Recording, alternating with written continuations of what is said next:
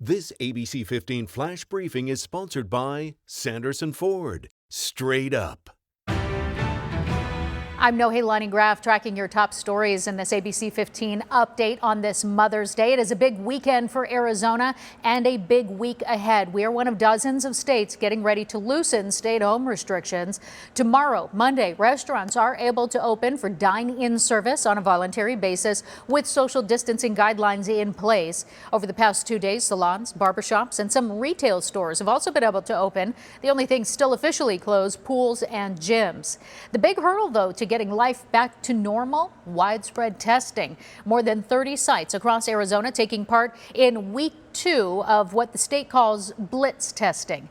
The goal is to test 10 to 20,000 Arizonans. We know the state was well short of that goal last week. We were out at sites across the valley on Saturday as people continued to be tested from the safety of their cars. Reminder, anyone who has symptoms or thinks that they have come into contact with someone who has tested positive and think they might currently have the virus is encouraged to get tested. Meantime, the city of Phoenix receiving nearly $200 million to help with transportation costs during the coronavirus outbreak. The city using the funds to cover expenses for Valley Metro's buses and light rail. And that includes costs for face coverings for the drivers, cleaning all those surfaces that are touched frequently, and also for hand hygiene. The Phoenix Indian Center collecting donations to help Navajo and Hopi families in need this weekend. They have a semi-truck. They're filling it with all sorts of supplies, and they will be traveling up to the high country to deliver those supplies. They have diapers, they have bottled waters. If you would like to donate, you can call the Phoenix Indian Center to set up an appointment for drop-off.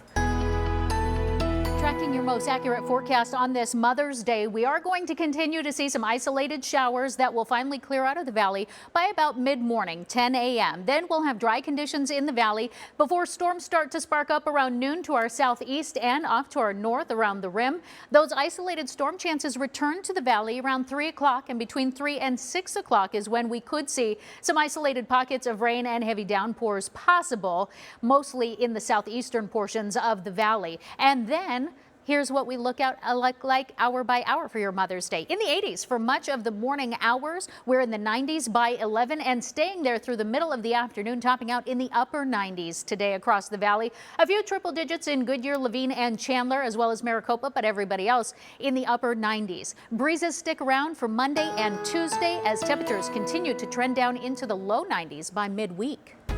For the latest headlines, weather, and traffic, remember you can always head to abc15.com, or we invite you to download our free ABC 15 app. Make it a great Mother's Day. This ABC 15 Flash Briefing is sponsored by Sanderson Ford. Straight up.